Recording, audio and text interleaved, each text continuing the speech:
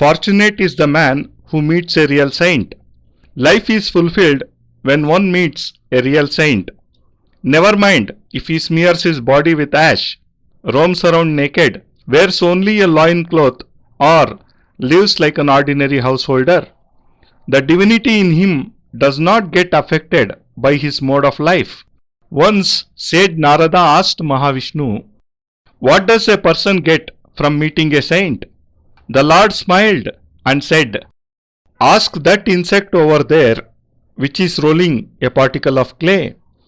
Narada went to the insect and questioned it.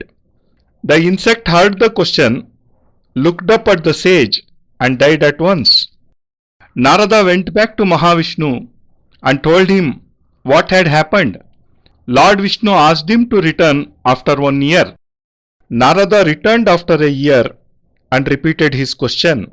Mahavishnu asked him to go to the swan sitting by a certain lake in a certain forest and ask the same question. Narada did that. The swan heard him and died. Narada was very sad. He went back to Mahavishnu and told him what had happened. He was told to return after 1 year. Narada went back to Mahavishnu after 1 year and asked him the same question. He was asked to go to the royal palace in a certain city and ask the newly born baby there to answer the question. Narada went to that palace and was warmly welcomed. He expressed his wish to talk to the baby. People were baffled. How would the baby be able to talk to the sage? But Narada insisted and they had to give in. Narada asked the baby, "What does one gain on meeting a sage?" The baby answered, "Maharishi Narada, I was the insect whom you asked this question first. I died when I saw you and was reborn as a swan. You again came to me and asked me the same question. I died and now I am reborn as a prince. Now after I have enjoyed a royal life here, I shall be redeemed from the torture of rebirths. I shall attain moksha, salvation. A sage is a loving temple, a place of pilgrimage. In you I have met a real sage. I have no desires left now." ಅತ್ಯಂತ ಸೌಭಾಗ್ಯಶಾಲಿಯಾದ ವ್ಯಕ್ತಿ ಮಾತ್ರವೇ ಒಬ್ಬ ನಿಜವಾದ ಋಷಿಯ ದರ್ಶನ ಮತ್ತು ಸಾನ್ನಿಧ್ಯದ ಮಹಾಪುಣ್ಯ ಫಲಪ್ರಾಪ್ತಿಗೆ ಪಾತ್ರನಾಗುತ್ತಾನೆ. ಅಂತಹ ಮಹಾ ಋಷಿಯ ದರ್ಶನ ಮಾತ್ರದಿಂದಲೇ ವ್ಯಕ್ತಿಯೊಬ್ಬನ ಜನ್ಮ ಸಾಫಲ್ಯವಾಗುತ್ತದೆ, ಜೀವನ ಸಾರ್ಥಕವೆನಿಸುತ್ತದೆ, ಜೀವನದಲ್ಲಿ ಪರಮ ತೃಪ್ತಿಯ ಅನುಭವ ಉಂಟಾಗುತ್ತದೆ. ಮಹಾತ್ಮರು ತಮ್ಮ ಶರೀರಕ್ಕೆಲ್ಲ ಬೂದಿ ಬಳಿದುಕೊಂಡಿರಬಹುದು, ನಗ್ನರಾಗಿಯೇ ಎಲ್ಲೆಡೆ ಓಡಾಡುತ್ತಿರಬಹುದು, ಬರಿಯ ಕೌಪೀನವೊಂದನ್ನಷ್ಟೇ ಧರಿಸಿರಬಹುದು, ಅಥವಾ ಅತ್ಯಂತ ಸಾಮಾನ್ಯ ಗೃಹಸ್ಥನೊಬ್ಬನಂತೆಯೇ ಮೇಲ್ನೋಟಕ್ಕೆ ತೋರಬಹುದು. ಇದ್ಯಾವುದನ್ನು ಗಮನಿಸಲೇಬಾರದು, ಏಕೆಂದರೆ ಅವರಲ್ಲಿರುವ ದೈವಿಕತೆ, ಪವಿತ್ರತೆ ಅವರ ಜೀವನ ಶೈಲಿಯಿಂದ ಯಾವುದೇ ರೀತಿಯಲ್ಲೂ ಪ್ರಭಾವಿತವಾಗಿರುವುದಿಲ್ಲ. ಒಮ್ಮೆ ತ್ರಿಲೋಕ ಸಂಚಾರಿಯಾದ ನಾರದ ಮಹರ್ಷಿಗಳು ತಮ್ಮ ಆರಾಧ್ಯ ದೈವ ಮಹಾವಿಷ್ಣುವಿಗೆ, ಪರಮಾತ್ಮ ವ್ಯಕ್ತಿಯೊಬ್ಬನು ಋಷಿ ದರ್ಶನ ಮಾಡಿದರೆ ಅದರಿಂದ ಅವನಿಗೆ ವಿಶೇಷವಾದ ಲಾಭವೇನಾದರೂ ಆಗುತ್ತದೆಯೇ? ದಯಮಾಡಿ ನನ್ನ ಈ ಸಂದೇಹವನ್ನು ಪರಿಹರಿಸು ಎಂದು ವಿನಮ್ರತೆಯಿಂದ ಪ್ರಾರ್ಥಿಸುತ್ತಾರೆ. ಅದಕ್ಕೆ ಜಗನ್ನಾಟಕ ಸೂತ್ರಧಾರಿಯಾದ ಶ್ರೀಮನ್ನಾರಾಯಣನು ಮೃದು ಮಂದಹಾಸ ಬೀರಿ ನಾರದರಿಗೆ, ನಾನೀಗ ತೋರಿಸುತ್ತಿರುವೆಡೆಗೆ ನೋಡು, ಅಲ್ಲೊಂದು ಹುಳು ಮಣ್ಣಿನ ಉಂಡೆಯೊಂದನ್ನು ಉರುಳಿಸುವ ಪ್ರಯತ್ನ ಮಾಡುತ್ತಿದೆ. ನಿನ್ನ ಪ್ರಶ್ನೆಯನ್ನು ಅದಕ್ಕೆ ಕೇಳಿದರೆ ನಿನಗೆ ಉತ್ತರ ತಕ್ಷಣ ಸಿಗುತ್ತದೆ ಎಂದು ಉತ್ತರಿಸುತ್ತಾರೆ. ನಾರದರು ಆ ಕೂಡಲೇ ಹುಳುವಿನ ಬಳಿಗೆ ಬಂದು ತಮ್ಮ ಪ್ರಶ್ನೆಯನ್ನು ಕೇಳುತ್ತಾರೆ. ಪ್ರಶ್ನೆಯನ್ನು ಕೇಳಿದ ಆ ಹುಳು ತನ್ನ ತಲೆಯನ್ನು ಮೇಲೆತ್ತಿ ನಾರದರನ್ನೇ ನೋಡುತ್ತಾ ಪ್ರಾಣ ಬಿಟ್ಟು ಬಿಡುತ್ತದೆ. ನಾರದರು ಮರಳಿ ವೈಕುಂಠಕ್ಕೆ ಬಂದು ಮಹಾವಿಷ್ಣುವಿಗೆ ನಡೆದದ್ದನ್ನು ತಿಳಿಸಿದಾಗ, 1 ವರ್ಷ ಕಾಲ ಬಿಟ್ಟು ನಂತರ ನೀನು ಇಲ್ಲಿಗೆ ಬಂದರೆ ನಿನ್ನ ಪ್ರಶ್ನೆಗೆ ಉತ್ತರ ಕೊಡುತ್ತೇನೆ ಎಂದು ನಾರದರನ್ನು ಕಳುಹಿಸಿಬಿಡುತ್ತಾರೆ ಮಹಾವಿಷ್ಣು. 1 ವರ್ಷ ಕಾಲ ನಾರದರು ತಮ್ಮ ಪ್ರಶ್ನೆಗೆ ಉತ್ತರ ಪಡೆಯಲು ಚಡಪಡಿಸುತ್ತಿರುತ್ತಾರೆ. 1 ವರ್ಷವಾಗಿದ್ದೇ ತಡ ಮಹಾವಿಷ್ಣುವನ್ನು ಕಂಡು ಮತ್ತೊಮ್ಮೆ ಋಷಿ ದರ್ಶನದಿಂದ ವ್ಯಕ್ತಿಯೊಬ್ಬನಿಗೆ ಏನಾದರೂ ಲಾಭವಿದೆಯೇ ಎಂದು ಪ್ರಶ್ನಿಸುತ್ತಾರೆ. ಆಗ ಮಹಾವಿಷ್ಣುವು, ಅಲ್ಲಿ ನೋಡು, ಕಾಡಿನ ನಡುವೆ ಸರೋವರವೊಂದಿದೆ. ಅದರ ದಡದಲ್ಲಿ ಹಂಸವೊಂದು ಕುಳಿತಿದೆ. ನಿನ್ನ ಪ್ರಶ್ನೆಗೆ ಉತ್ತರ ಆ ಹಂಸದಿಂದ ಸಿಗುತ್ತದೆ ಎಂದರು. ಆ ಕೂಡಲೇ ಹಂಸದ ಮುಂದೆ ಹೋಗಿ ನಿಂತು ನಾರದರು ತಮ್ಮ ಪ್ರಶ್ನೆಯನ್ನು ಕೇಳಿದರು. ಅವರು ಪ್ರಶ್ನೆಯನ್ನು ಕೇಳುತ್ತಿದ್ದಂತೆಯೇ ಆ ಹಂಸವು ನಾರದರನ್ನು ನೋಡುತ್ತಲೇ ಪ್ರಾಣ ಬಿಟ್ಟುಬಿಟ್ಟಿತು. ನಾರದರಿಗೆ ಅತ್ಯಂತ ದುಃಖವಾಗುತ್ತದೆ. ಮೊದಲು ಪ್ರಶ್ನಿಸಿದಾಗ ಹುಳ ಸತ್ತಿತು. ಈಗ ಪ್ರಶ್ನೆ ಕೇಳಿ ಹಂಸ ಪ್ರಾಣ ಬಿಟ್ಟಿತು. ಆದರೆ ಪ್ರಶ್ನೆಗಂತೂ ಉತ್ತರ ಸಿಗಲೇ ಇಲ್ಲವಲ್ಲ.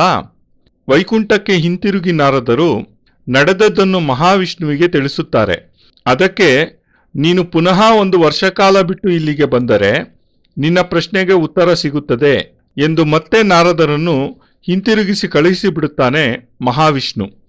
ನಾರದರು ಅತೀ ಕಷ್ಟದಿಂದ ಮತ್ತೊಂದು ವರ್ಷ ಕಾದು ವರ್ಷವಾಗುತ್ತಿದ್ದಂತೆಯೇ ಮಹಾವಿಷ್ಣುವಿಗೆ ಅದೇ ಪ್ರಶ್ನೆಯನ್ನೇ ಕೇಳುತ್ತಾರೆ.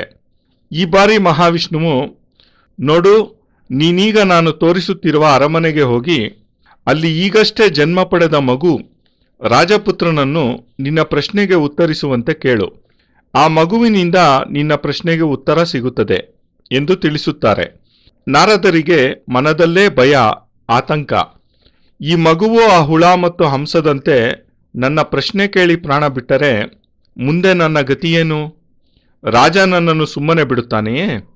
ಯಾಕೋ ಈ ಪ್ರಶ್ನೆ ನನ್ನ ಪ್ರಾಣವನ್ನೇ ತೆಗೆಯುವಂತೆ ಕಾಣುತ್ತಿದೆಯಲ್ಲ. ಆದರೆ ಈ ಪ್ರಶ್ನೆಗೆ ಉತ್ತರ ಹುಡುಕದಿದ್ದರೆ ನನಗಂತೂ ನೆಮ್ಮದಿ ಸಿಗುವುದೇ ಇಲ್ಲ. ಇರಲಿ, ಏನಾದರೂ ಆಗಲಿ, ನನಗೆ ಈ ಪ್ರಶ್ನೆಗೆ ಉತ್ತರ ಬೇಕೇ ಬೇಕು ಎಂದು ದೃಢನಿಶ್ಚಯದೊಂದಿಗೆ ಹೊಸದಾಗಿ ಜನ್ಮ ತಳೆದ ರಾಜಪುತ್ರನಿರುವ ಆ ಅರಮನೆಗೆ ತೆರಳಿದರು ನಾರದರು. ಅತ್ಯಂತ ಹರ್ಷೋಲ್ಲಾಸಗಳಿಂದ ರಾಜಪರಿವಾರ ನಾರದರನ್ನು ಎದುರುಗೊಂಡು ಸತ್ಕರಿಸಿತು.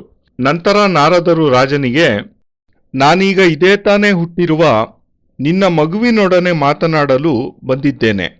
ನನ್ನದೊಂದು ಪ್ರಶ್ನೆಗೆ ಉತ್ತರ ನಿನ್ನ ಮಗುವು ಮಾತ್ರವೇ ಕೊಡಲು ಸಾಧ್ಯ. ಆದ್ದರಿಂದ ನನ್ನನ್ನು ನಿನ್ನ ಮಗುವಿರುವ ಸ್ಥಳಕ್ಕೆ ಕರೆದುಕೊಂಡು ಹೋಗು ಎಂದು ತಿಳಿಸುತ್ತಾರೆ.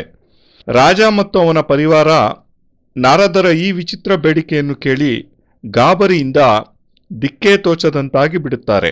ನಾರದರನ್ನು ಪ್ರಶ್ನಿಸುತ್ತಾರೆ, ಈಗಷ್ಟೇ ಹುಟ್ಟಿದ ಮಗು ಎಲ್ಲಾದರೂ ಮಾತನಾಡಲು ಸಾಧ್ಯವಿದೆಯೇ? ನಿಮ್ಮ ಪ್ರಶ್ನೆಗೆ ಅದೇನು ತಾನೇ ಉತ್ತರ ಮಗು ಕೊಡಲಾದೀತು ಎಂದು. ಆದರೆ ನಾರದರು, ನಾನು ಮಗುವನ್ನು ಕಂಡು ನನ್ನ ಪ್ರಶ್ನೆಗೆ ಸಮಾಧಾನ ಪಡೆಯಲೇಬೇಕೆಂದು ಹಠ ಹಿಡಿದಾಗ ಬೇರೆ ದಾರಿ ಕಾಣದೆ ರಾಜಪರಿವಾರದವರು ಅವರನ್ನು ಮಗುವಿರುವಲ್ಲಿಗೆ ಕರೆದೊಯ್ದರು. ಅಲ್ಲಿ ನಾರದರು ಮಗುವಿಗೆ ಋಷಿ ದರ್ಶನದಿಂದ ವ್ಯಕ್ತಿಯೊಬ್ಬನಿಗೆ ಏನಾದರೂ ಲಾಭವಿದೆಯೇ, ಪ್ರಯೋಜನವಿದೆಯೇ ಎಂದು ಕೇಳಿದರು. ಅಲ್ಲಿ ನೆರೆದಿದ್ದ ಪ್ರತಿಯೊಬ್ಬರೂ ಬೆಕ್ಕಸಬೆರಗಾಗುವಂತೆ ಆ ಮಗುವು ನಾರದರ ಪ್ರಶ್ನೆಗೆ ಹೀಗೆ ಉತ್ತರಿಸಿತು. ನಾರದ ಮಹರ್ಷಿಗಳೇ, ನೀವೀಗ ಕೇಳಿದ ಇದೇ ಪ್ರಶ್ನೆಯನ್ನು ಈ ಮೊದಲು ನಾನು ಹುಳವಾಗಿದ್ದಾಗಲೂ ನನ್ನನ್ನು ಕೇಳಿದಿರಿ. ನಿಮ್ಮ ದರ್ಶನ ಮಾಡುತ್ತಲೇ ನಾನು ಪ್ರಾಣ ಬಿಟ್ಟೆ. ನಂತರ ನಾನು ಒಂದು ಹಂಸವಾಗಿ ಜನ್ಮ ತಾಳಿದೆ. ಆಗಲೂ ಸಹ ನೀವು ನನ್ನನ್ನು ಇದೇ ಪ್ರಶ್ನೆ ಕೇಳಿದಿರಿ. ನಿಮ್ಮನ್ನು ನೋಡುತ್ತಿರುವಂತೆಯೇ ಆಗಲೂ ನಾನು ಪ್ರಾಣ ಬಿಟ್ಟೆ. ಅದಾದ ನಂತರ ಇದೀಗ ನಾನು ರಾಜಪುತ್ರನಾಗಿ ಪುನಃ ಹುಟ್ಟಿದ್ದೇನೆ. ನಾನು ಹುಳುವಿನ ಜನ್ಮದಲ್ಲಿದ್ದಾಗ ನಿಮ್ಮ ದರ್ಶನ ಭಾಗ್ಯ ವಿಶೇಷದಿಂದಲೇ ನನಗೆ ಉತ್ತಮವಾದ ಹಂಸದ ಜನ್ಮ ಲಭಿಸಿತು. ನಂತರ ಹಂಸದ ಜನ್ಮದಲ್ಲಿಯೂ ನಿಮ್ಮ ದಿವ್ಯ ದರ್ಶನವಾದುದರ ಫಲಸ್ವರೂಪವೇ ನಾನು ಅತಿ ಉತ್ತಮವಾದ ಮನುಷ್ಯ ಜನ್ಮದಲ್ಲಿ ರಾಜಪುತ್ರನಾಗಿ ಪುನಃ ಹುಟ್ಟಿರುವುದು. ಇದೀಗ ನಾನು ಕೆಲಕಾಲ ರಾಜಪುತ್ರನಾಗಿ ಬದುಕುತ್ತಾ ಮುಂಬರುವ ವರ್ಷಗಳಲ್ಲಿ ಈಗ ಮಗುವಾಗಿರುವಾಗ ನಿಮ್ಮ ದರ್ಶನವಾದ ಪುಣ್ಯ ವಿಶೇಷದಿಂದ ನಾನು ಪದೇ ಪದೇ ಜನ್ಮ ತಾಳುವ ನರಕದಿಂದ ಪಾರಾಗಿ ಮೋಕ್ಷಕ್ಕೆ ಅಧಿಕಾರಿಯಾಗಿದ್ದೇನೆ. ಇದೇ ಋಷಿ ದರ್ಶನದಿಂದ ವ್ಯಕ್ತಿಯೊಬ್ಬನಿಗೆ ದೊರಕುವ ಮಹಾ ಸೌಭಾಗ್ಯ, ಅತಿ ದುರ್ಲಭವಾದ ಮೋಕ್ಷ ಸಾಮ್ರಾಜ್ಯ, ಕೈವಲ್ಯ ಪದವಿ, ಪರಮಪದ ಸೋಪಾನ.